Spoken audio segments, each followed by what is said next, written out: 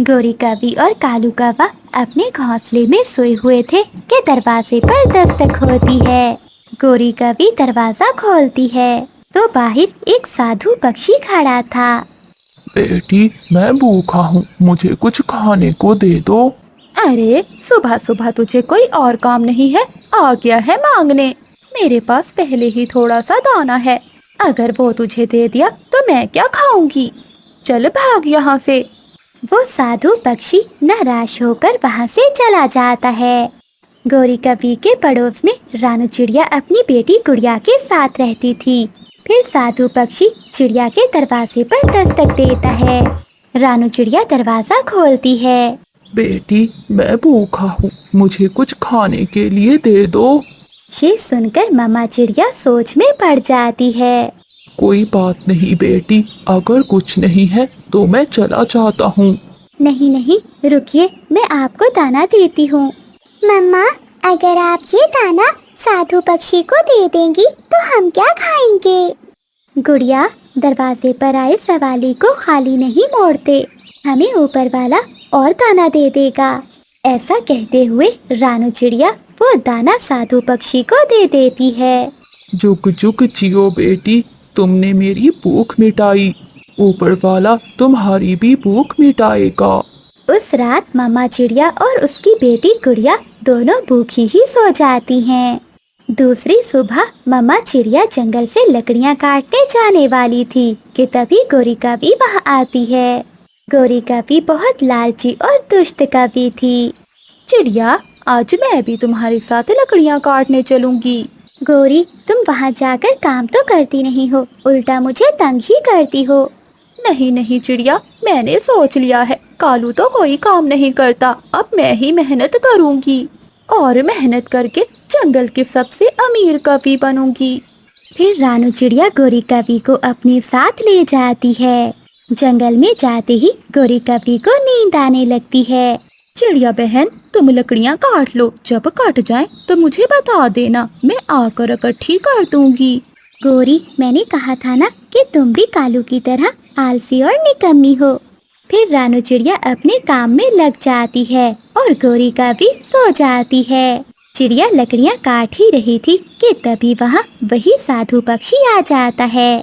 चिड़िया बेटी, कल तुमने मेरी मदद की तो आज मैं भी तुम्हारी मदद करना चाहता हूँ। वो कैसे साधु बाबा? चिड़िया, वो सामने बड़े पेड़ के पीछे एक पेड़ है, तुम जाकर उस पेड़ से एक फल तोड़ सकती हो, वो फल तुम्हारे बहुत काम आएगा।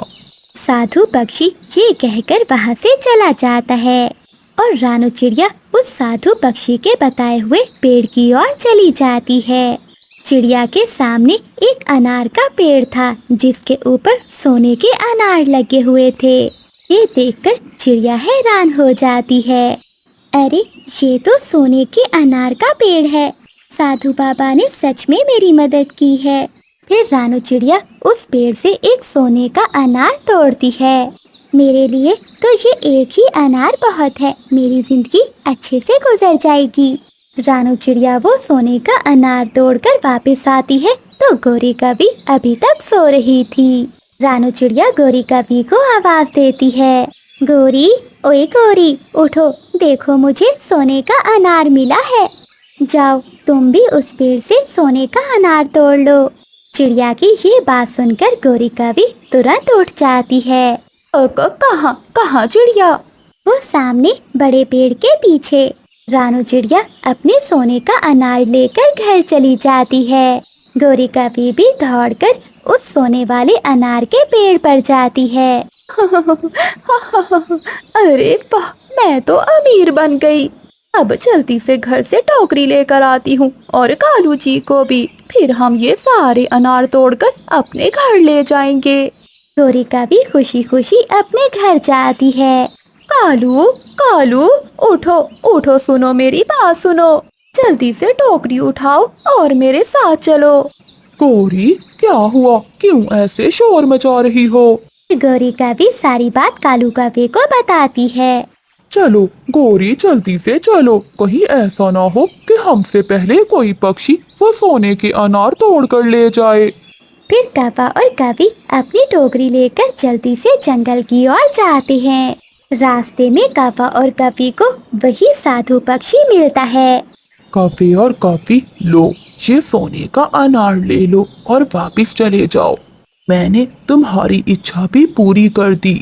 चल चल हट, मैं तो उसी सोने के अनार वाले पेड़ से ही अनार लूंगी और हाँ, सारे ही अनार तोड़ूंगी।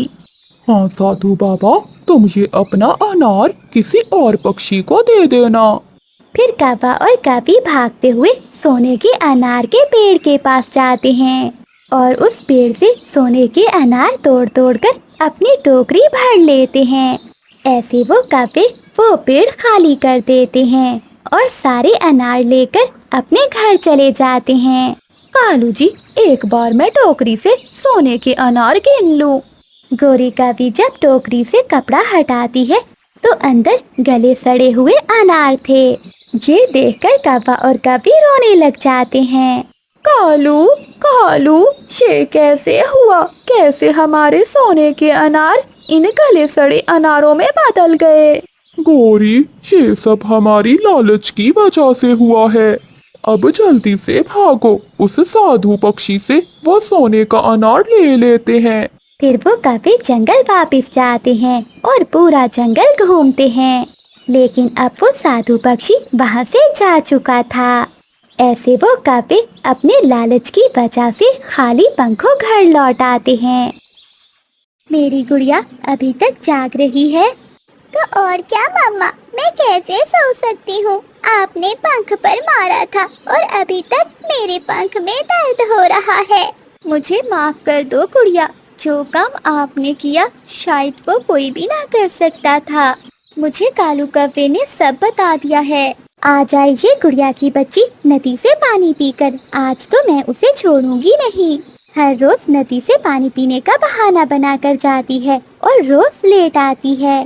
गुड़िया नदी से पानी पीकर आ रही थी। दोपहर का वक्त था, कोई भी पक्षी जंगल में नहीं था जब गोरी कवि अपने घर के बाहर गिरी पड़ी थी। मेरी मदद करो, कोई मेरी मदद करो, मुझे डॉक्टर के पास ले जाओ। गुड़िया गोरी कवि के पास जाती है। आंटी, क्या हुआ आपको? गुड़िया, मेरे पेट में बहुत दर्द है, मैं गर्भवती हूँ। शायद मेरा अंडा देने का समय आ गया है। मुझे किसी तरह से बुलबुल डॉक्टर के पास ले चलो। आंटी, आप शांत हो जाएं, मैं अभी कुछ करती हूँ।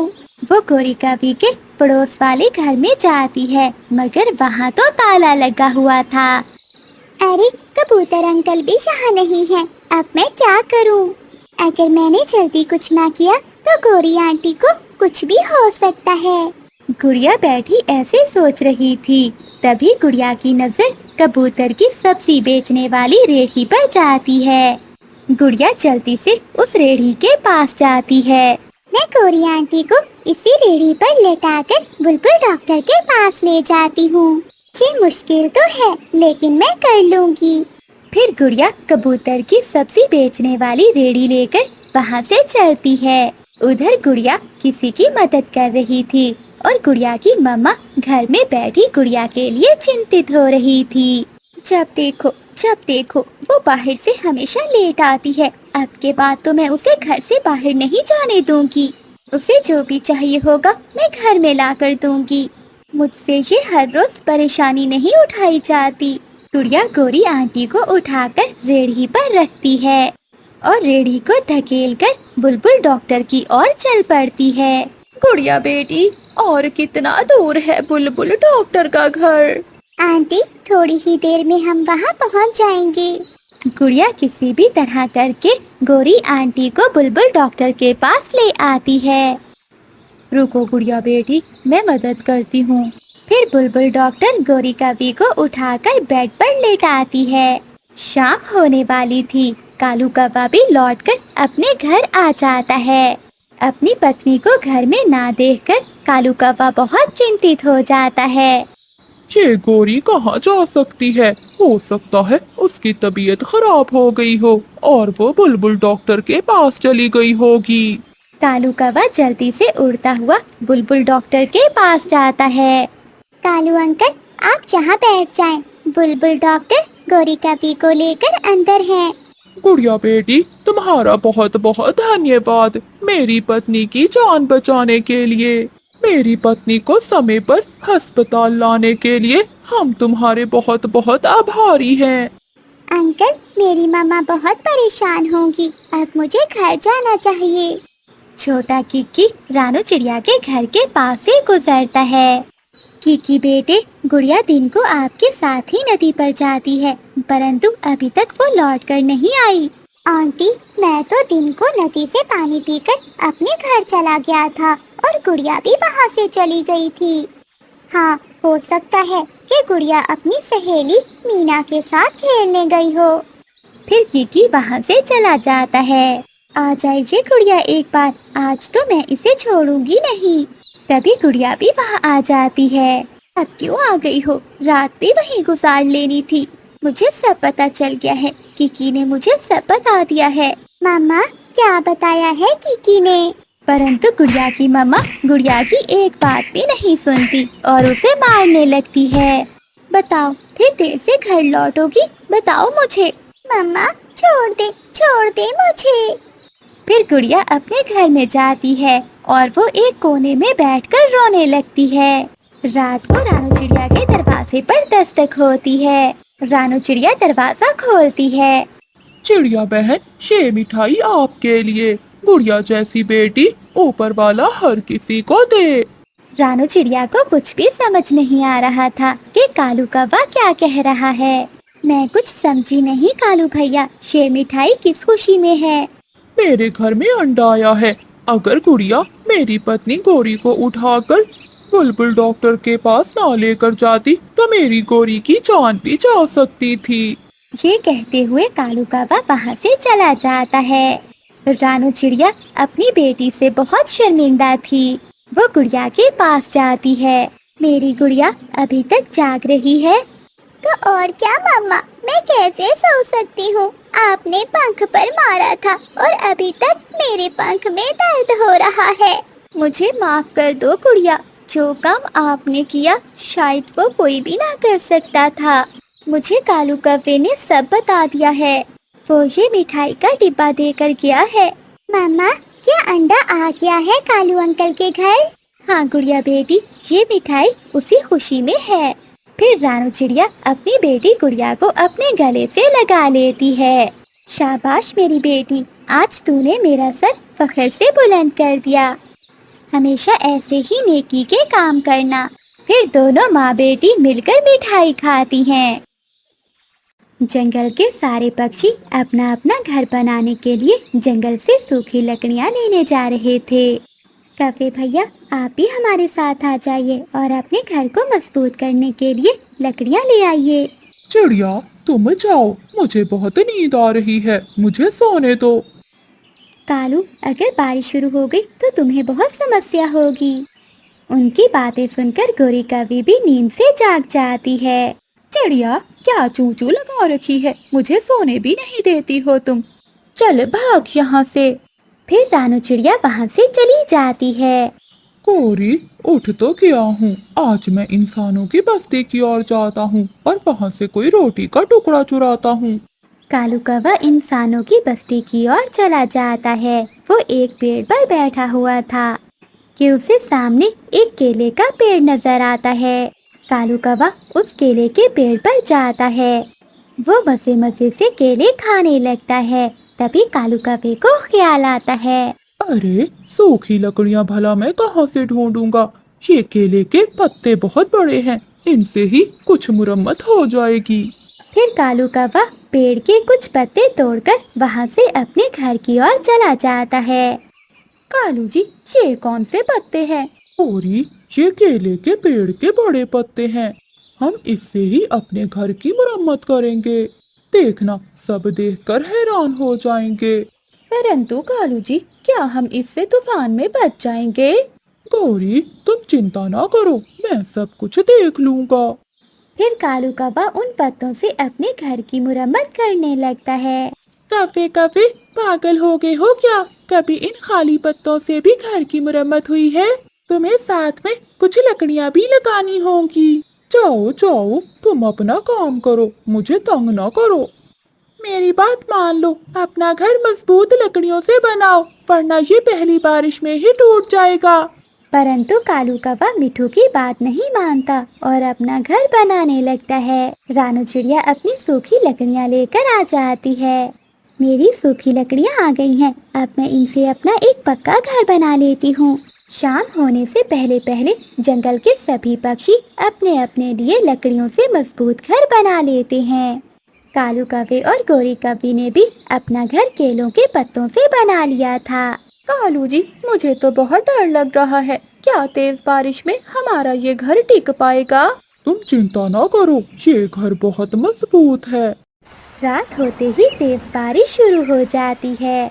अभी बारिश को आए 5 मिनट ही नहीं गुजरे थे कि कौवों का घर टूट जाता है। मैंने कहा था ना कालू कि ये घर टिकने वाला नहीं है। तुम बहुत आलसी और निकम्मे हो। अगर तुम लकड़ियाँ ले आते तो हम भी अपना घर दूसरों की तरह मजबूत बना लेते। फिर कालू और गोरी कौवी वहाँ से उड़ते हैं। वो घने जंगल में चले जाते हैं। वहाँ एक पेड़ में खोखर थी। वो दोनों उस पेड़ की खोखर में छुप जाते हैं। थोड़ी ही देर बाद वहाँ एक चील आ जाती है। निकलो, बाहर निकलो, ये घर मेरा है। मैं कब से इस पेड़ की खोखर में रह रही हूँ। अगर तुम यहाँ से नहीं गए तो मैं तुम्हें खा जाऊंगी। नाना चील दी, हमें ना खाना। मुझे तो ये कालू मेरा पति जी यहाँ लेकर आया है। फिर कौवा और कौवी वहाँ से निकलकर भाग जाते हैं। वो पूरे जंगल में घूमते हैं और फिर थक हार कर मिठू तोते के पास जाते हैं। मिठू भैया, हमें अपने घर में आ लेने दो, हम बारिश में भीग रहे हैं। और बनाओ उन पत्तों से घर। याद है जिस दिन मैंने आपसे कहा था कि अपना घर मजबूत लकड़ियों से बना लो, और तुमने मेरी बात ना मानी। अब चले जाओ यहाँ से। मेरे घर में तुम जैसे आलसी पक्षियों के लिए कोई जगह नहीं है। कालू जी, अब कहाँ जाएंगे? मेरे मामा जी हमें जरूर अपने घर में रखेंगे। फिर कालू कौवा और गोरी कौवी अपने मामा जी के पास जाते हैं। परंतु कालू का मामा खिड़की से ही बोलता है, कालू भांजे, मेरा घर बहुत कमजोर है, तुम अकेले ही आ जाओ अंदर। तुम्हारी पत्नी के बोझ से मेरा घर टूट जाएगा। गौरी, क्या ख्याल है, तुम कहीं और चली जाओ और मैं अपने मामा जी के पास रुक जाता हूँ। मैं तेरी चटनी बना दूंगी मार मार कर। बेशरम पति, मुझे अकेले छोड़कर जाओ तो सही। एक दफा मामा जी के घर चल मेरे साथ। फिर गोरी कौवी कालू कौवे को चिड़िया के घर ले जाती है। गोरी कौवी खिड़की में चिड़िया से कहती है, चिड़िया बहन, हमें माफ कर दो। मुझे पता है कि तुम हमसे नाराज हो। चिड़िया बहन, मेरा बनाया हुआ पत्तों का घर तो मिनटों में ही टूट गया। मैंने तो आप दोनों से पहले ही कहा था कि मेरे साथ आओ और लकड़ियाँ ले आओ। अब मजा आया ना बारिश में भीगने का। फिर रानू चिड़िया कौवा और कौवी को अपने घर में आने देती है। चिड़िया, मैं समझा कि मेरा पत्तों का घर देखकर सब हैरान हो जाएंगे, परंतु वो तो बारिश होते ही टूट गया। कालू, पत्तों से भी घर मजबूत बनता है, लेकिन तुम्हें बनाने का तरीका नहीं आया। अगर तुम पत्तों के साथ साथ लकड़ियाँ भी इस्तेमाल करते तो तुम्हारा घर हमसे भी ज्यादा मजबूत बनता। कालू जी, अब चुप कर कर बैठ जाओ। बड़ा आया पत्तों से घर बनाने वाला। फिर रानू चिड़िया हंसने लग जाती है। वो कौवों को दाना देती है। तेज बारिश में गोरी कौवी उड़ती हुई जा रही थी कि रानू चिड़िया की माँ गोरी कौवी को आवाज देती है, कौवी, कौवी बेटी, जरा इधर आओ, मेरी बात सुनो। गोरी कौवी रानू चिड़िया की माँ के पास जाती है। क्या हुआ माँ जी, आपने मुझे बुलाया? क्या तुम मेरी बेटी रानू के जंगल में जा रही हो? हाँ माँ, मैं चिड़िया की पड़ोसन गोरी कौवी हूँ। बेटी, मैंने ये देसी घी का हलवा बनाया है अपनी बेटी के लिए। अब ऐसी तेज बारिश में मैं उड़ नहीं पाऊंगी। अगर तुम उसके जंगल में जा रही हो तो ये हलवा लेती जाओ।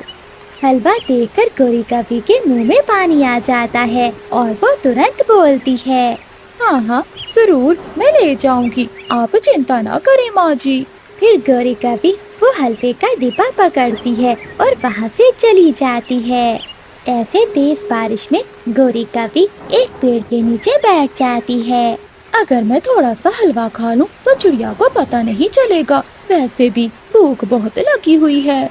ऐसा कहते हुए गोरी कभी डिब्बा खोलती है और हलवा खाने लगती है।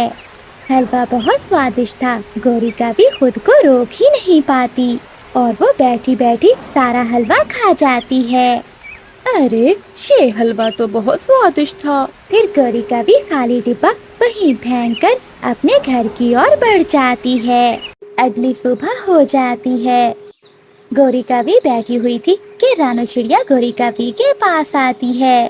गोरी बहन, आप कल तो मेरी माँ वाले जंगल गई हुई थी। क्या मेरी माँ ने आपको कुछ खाने के लिए दिया है?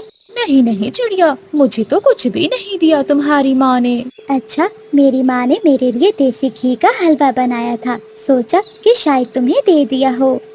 ऐसे ही 2-3 दिन गुजर जाते हैं। एक दिन चिड़िया की माँ अपनी बेटी से मिलने आती है।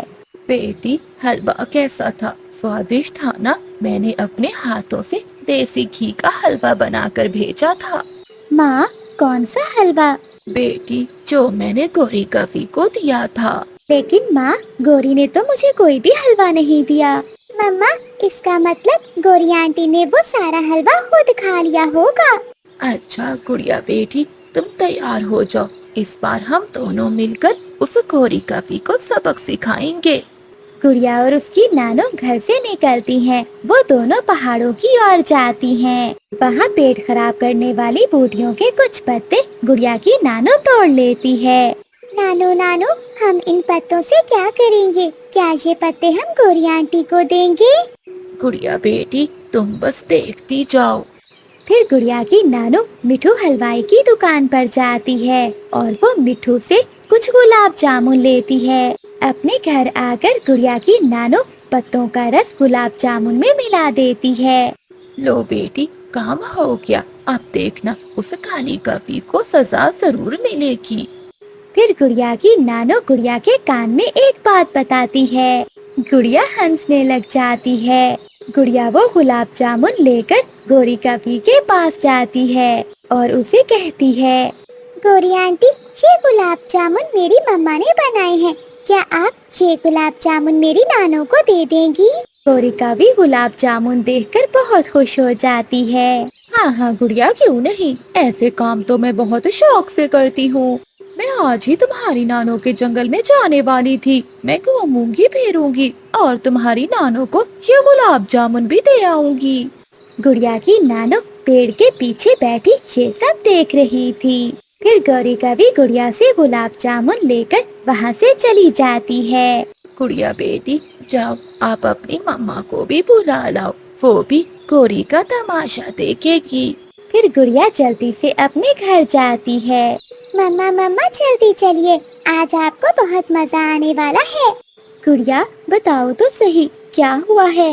मम्मा, मैंने और नानू ने पेट खराब करने के पत्ते गुलाब जामुन में मिलाकर गोरी आंटी को दे दिए हैं। फिर गुड़िया अपनी मम्मा को साथ लेकर घर से निकलती है।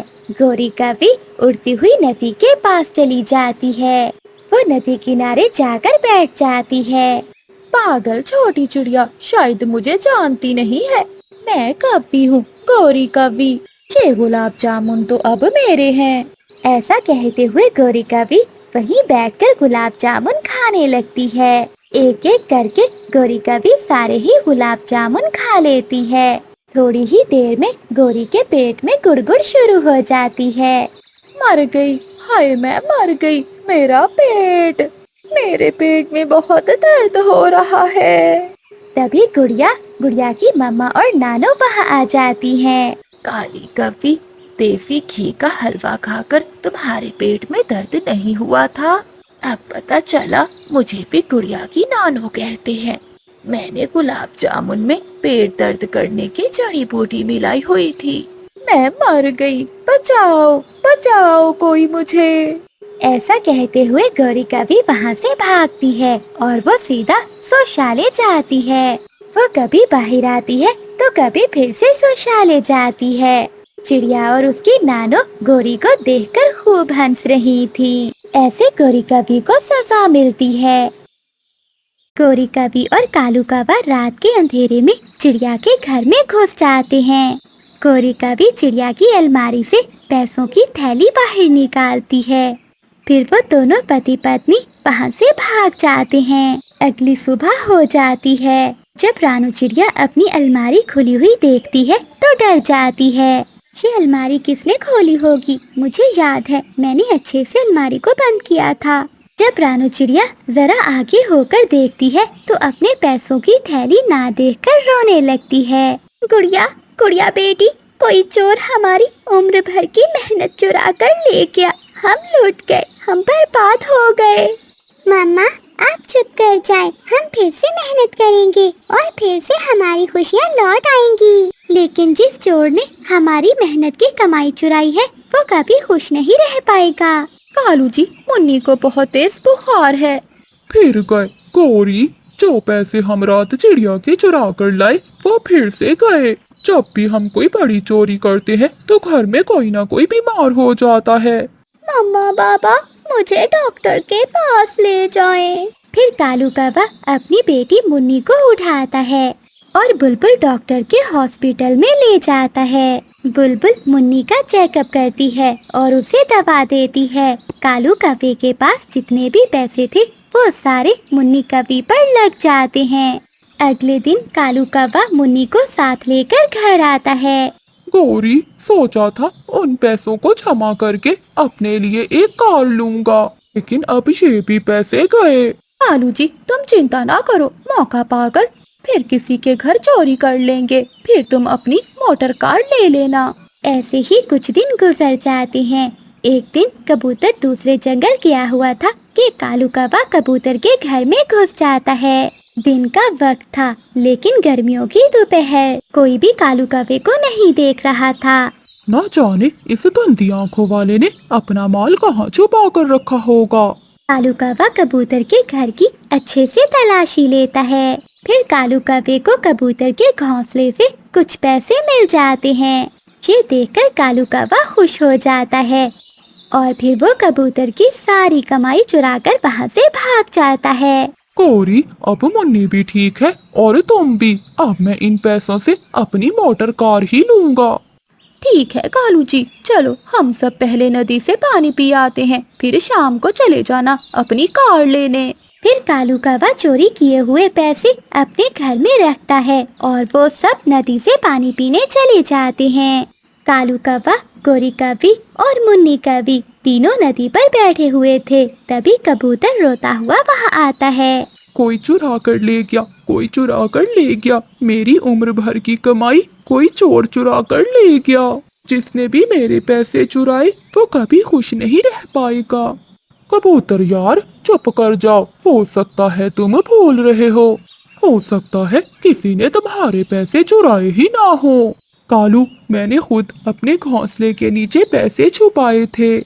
शाम को जब कौवे अपने घर वापस जाते हैं तो वो अपने घर को टूटा हुआ देखकर हैरान थे। कालू, ये सब कैसे हुआ? अभी तो हम अपने घर को अच्छा भला छोड़ कर गए थे।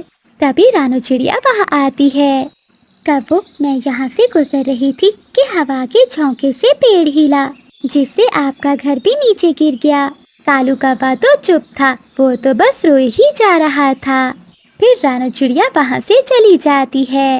ये तो होना ही था गौरी, मेरी चोरी की कमाई कभी मेरे पास नहीं रही। गौरी, हम आज के बाद कभी भी चोरी नहीं करेंगे। मैं मेहनत से काम करूँगा और फिर अपनी मेहनत करके ही अपनी कार खरीदूंगा। हाँ कालू जी, हराम की कमाई जितनी भी हो, जैसे आती है वैसे ही जाती है। फिर कालू कौवा चील के खेत में खेती बाड़ी का काम शुरू कर देता है। कालू कौवा मेहनत से काम करता है। वो सारा दिन खेत में काम करता है और शाम को थका हारा अपने घर जाकर सो जाता है। 2 महीने बाद कालू कौवे की फसल पककर तैयार हो जाती है। कालू कौवा वो फसल बेचकर रानू चिड़िया के पास जाता है। चिड़िया बहन, मुझे माफ कर देना, ये लो अपने पैसे। पैसे? कौन से पैसे कालू भैया? चिड़िया बहन, मैंने आपकी अलमारी से जो पैसे चुराए थे वो मेरी बेटी मुन्नी के इलाज पर लग गए। मैं आपको वो पैसे लौटाने आया हूँ। कालू भैया, मुझे बहुत खुशी है कि आपने चोरियां छोड़कर मेहनत और ईमानदारी का रास्ता अपनाया है। फिर कालू कौवा कबूतर के चुराए हुए पैसे भी लौटा देता है। फिर कुछ ही दिनों में वो अपनी मेहनत से एक कार खरीद लेता है। कालू कौवा अपनी पत्नी गोरी और अपनी बेटी मुन्नी को कार पर सैर करवा रहा था। कालू जी, सच ही है कि जो सुकून मेहनत की कमाई में है वो चोरी की कमाई में नहीं है। ऐसे कालू कौवा खुद को बदल लेता है। वो एक मेहनती, सच्चा और अच्छा पक्षी बन जाता है। गोरी कौवे की पहले से 2 बेटियां थी और आज उसके अंडे से एक और बेटी निकली थी। मम्मा, क्या हुआ? आप मुझे देखकर खुश नहीं हुई? बहुत खुश हूँ मेरी बेटी, मगर मैं आपके पापा की वजह से बहुत परेशान हूँ। न जाने इस बार वो अपनी बेटी को अपनाएंगे कि नहीं। गोरी कौवे का पति कालू कौवा काम से लौटकर आ रहा था। तभी उसकी पड़ोसन पिंकी कौवी कालू के कान भरती है। पता है कालू जी, आज फिर से गोरी के अंडे से बेटी निकली है। मैंने तो तुम्हें पहले ही कहा था कि निकाल दो उस काली कौवी को। क्या करूँ मैं तो पहले ही 2 बेटियों से बहुत परेशान था। ऊपर से तीसरी भी आ गई। अब मैं कैसे उम्र भर इन बेटियों का बोझ बर्दाश्त करूँगा।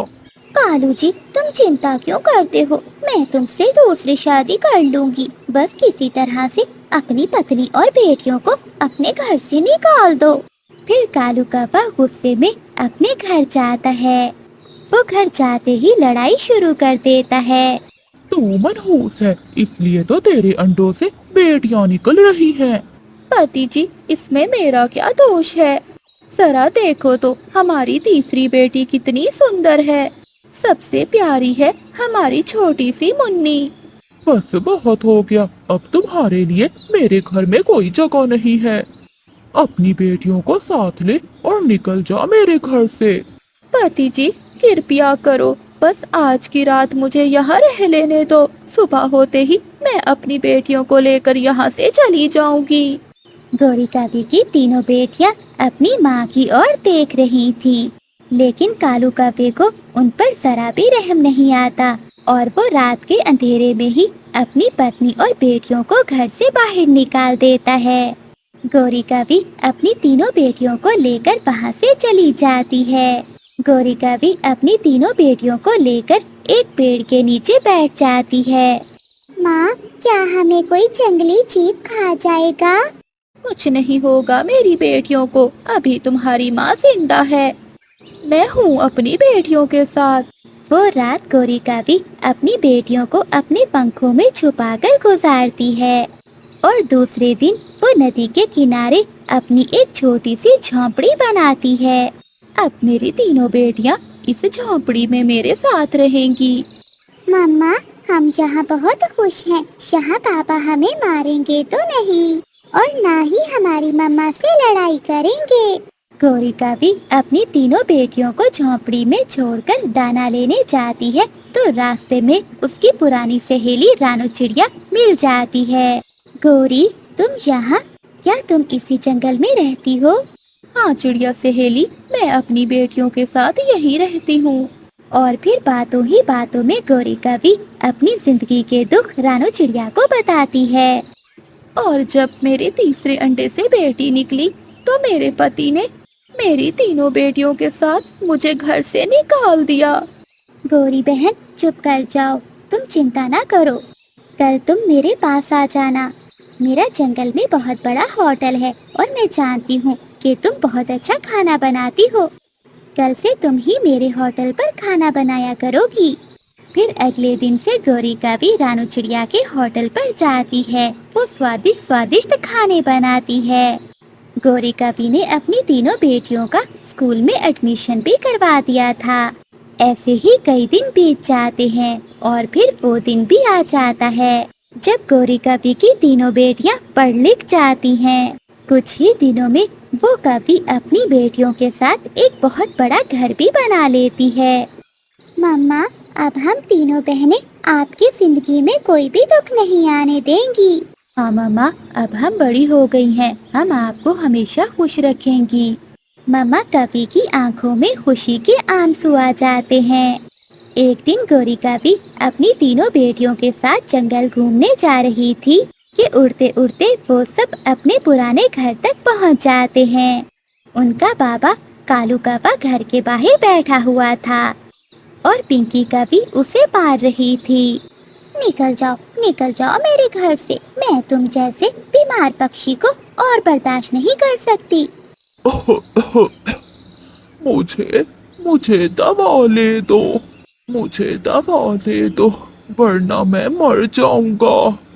गौरी कवि और उसकी तीनों बेटियां वहां आ जाती हैं। अपनी पत्नी और बेटियों को देखकर बाबा कौवा फूट फूट कर रोने लगता है।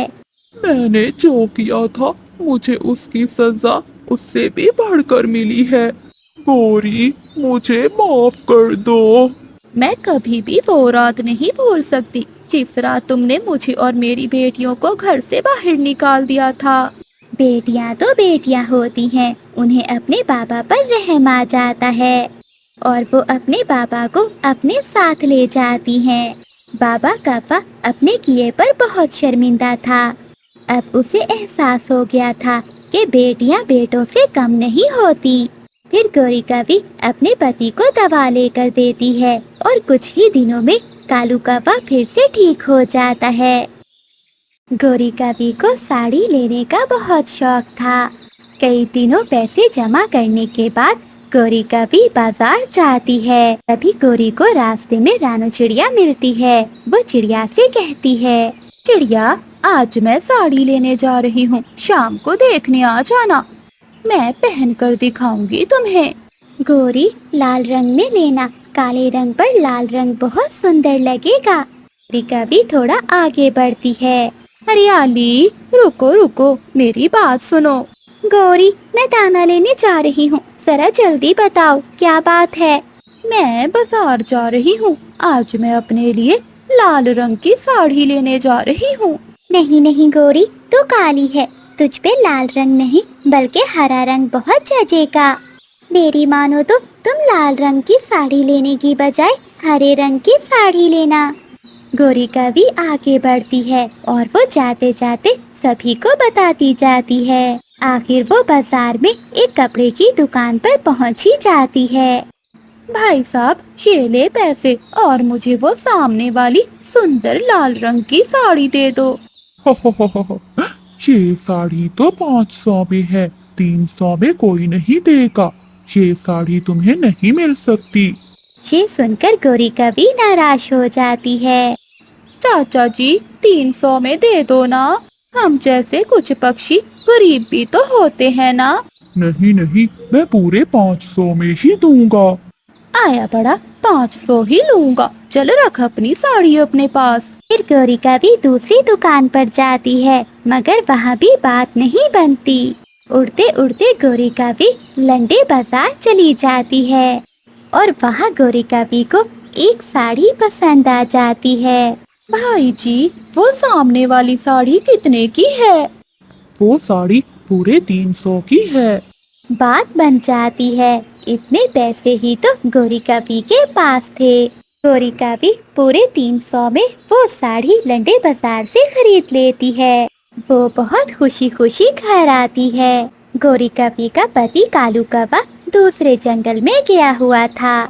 जब गौरी कवि साड़ी खोलकर देखती है तो उसमें एक बहुत बड़ा सुराख था। हाय रे मेरी किस्मत, सच ही कहते हैं कि लंडे बाजार से ली हुई चीजें बेकार ही होती हैं। अब मैं क्या करूं? फिर गौरी कवि वो साड़ी लेकर चील दी के पास जाती है। चील दी, मेरी नई साड़ी को चूहे ने काट लिया है, इसे जल्दी से रफू कर दें। गौरी, ये साड़ी तो मैंने कल ही लंडे बाजार में पड़ी हुई देखी थी। हाँ चील दी, लंडे बाजार से ही खरीदी है, बस आप इसे जल्दी से रफू कर दें। फिर गौरी कवि साड़ी को रफू करवाकर अपने घर आती है। घर आकर गौरी कवि वो साड़ी पहनती है, लेकिन वो साड़ी तो इतनी बड़ी थी कि गौरी कवि तो सारी उसमें छुप जाती है। कालू, ओए कालू, देखो कैसी लग रही हूँ मैं। हो हो हो हो हो हो हो हो हो हो। गोरी, चुड़ैल चुड़ैल, जैसे कोई चुड़ैल हो। चल गए ना। ये साड़ी तुम्हारी बहुत बड़ी है, जाओ अपनी साइज की लो। कालू जी लंडे बाजार से ली है और लंडे बाजार में साइज और फिटिंग नहीं देखी जाती। ये साड़ी जैसी भी हो मुझे तो बहुत पसंद है। दूसरे दिन गौरिका भी रानू चिड़िया के पास जाती है। चिड़िया बहन जल्दी से मेरे घर आ जाओ, मैं तुम्हें अपनी साड़ी पहनकर दिखाती हूँ। ठीक है गौरी, मैं रात को आऊंगी। फिर गौरिका भी हरियाली तोती और लूसी कबूतरी के पास जाती है। लूसी और हरियाली, रात को मेरे घर जरूर आना, मैं अपनी नई साड़ी लेकर आई हूँ, मैं तुम्हें वो पहनकर दिखाऊंगी। गौरी, किस रंग की ली है साड़ी? खुद आकर देख लेना, बहुत सुंदर है। कालू को तो साड़ी इतनी पसंद आई कि मुझसे कह रहा था कि मैं साड़ी पहनकर ही बाहर जाऊं, मगर मैंने कहा कि मेरी सुंदर सी साड़ी खराब हो जाएगी। रात हो जाती है। रानू चिड़िया, हरियाली तोती और लूसी कबूतरी तीनों गौरिका भी के घर पहुंच जाती हैं। गौरी, अब आ भी जाओ, हम कब से तुम्हारा इंतजार कर रही हैं। थोड़ी देर बाद गौरिका भी अपनी साड़ी पहनकर बाहर आती है। गौरी, ये साड़ी तो किसी बड़े पक्षी की है। हाँ गौरी, ये तुम्हारे पहनी हुई साड़ी जरा भी नहीं जच रही। हाँ गौरी, मुझे लगता है कि तुमने ये साड़ी लंडे बाजार से ली होगी। नहीं नहीं चिड़िया, मेरी ये साड़ी बहुत महंगी है। देखो, मैं कुर्सी पर खड़ी होकर दिखाती हूँ। फिर गौरिका भी कुर्सी पर खड़ी होती है। गौरी को पता ही नहीं चलता कि खिड़की में पड़े हुए दिए से गौरी की साड़ी को आग लग जाती है। आग आग, गौरी, साड़ी को आग लग गई है। बचाओ बचाओ, कोई मुझे बचाओ। बहुत मुश्किल से वो सब मिलकर गौरी की साड़ी की आग को बुझाते हैं। साड़ी तो बहुत अच्छी थी, परंतु थोड़ी बड़ी थी। गौरी, अब आधी जल गई है, अब पहन कर देखो। फिर वो सब हंसने लगते हैं।